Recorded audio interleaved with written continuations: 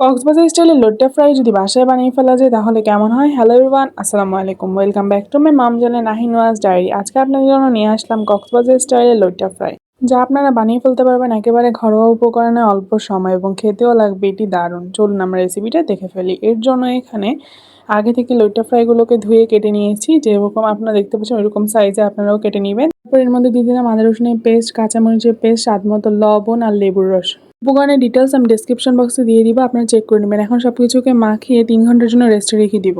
Fry করার জন্য একটা ব্যাটার তৈরি করে নিব। এখানে নিলাম চালের গুঁড়া, ময়দা, লবণ, মরিচের গুঁড়া, হলুদের গুঁড়া। এখন সবগুলোকে একটা বাটিতে নিয়ে ভালোভাবে মিক্স করে নিব। তার মধ্যে ঠান্ডা পানি দিয়ে দিব। এখানে কোনো কুসুম পানি দেওয়া লাগবে না, অল্প অল্প করে পানি দিয়ে এরকম একটা কনসিস্টেন্সির একটা ব্যাটার তৈরি করে নিব। বেশি পাতলাও না বেশি ঘনও না। আপনাদের ব্যাটার যদি বেশি পাতলা হয়ে যায় তাহলে একটু ময়দা মিক্স করে নেবেন।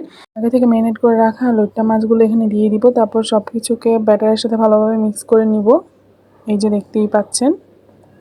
তারপর একটা ফ্রাই প্যানে পরিমাণ মতো তেল গরম করতে দিয়ে এক এক করে লইট্টা ফ্রাইগুলো দিয়ে দিব। মিডিয়াম হিটে এগুলোকে ভেজে নিব। চুলার আঁচটা কম রেখে ভেজে নিতে হবে, নাহলে পুড়ে যাবে। এই যে দেখতেই পাচ্ছেন ভাজাটা অলরেডি অনেকটাই হয়ে গেছে। এই যে লইট্টা ফ্রাইগুলো দেখতে কতটা সুন্দর হয়েছে। এই যে আমাদের লইট্টা ফ্রাইগুলো ভাজা কমপ্লিট। উপকরণ লইট্টা ফ্রাইতে দিয়েছে। আপনারা যদি সেই উপকরণ দিয়ে লইট্টা ফ্রাইগুলো ভাজেন তাহলে আপনারা কক্সবাজার স্টাইল লইট্টা ফ্রাই বাসায় তৈরি করে ফেলতে পারবেন। একবার হলে এরকম রেসিপি বাসায় ট্রাই করবেন। সবাই ভালো থাকবেন, সুস্থ থাকবেন। আল্লাহ হাফেজ, আসসালামু আলাইকুম।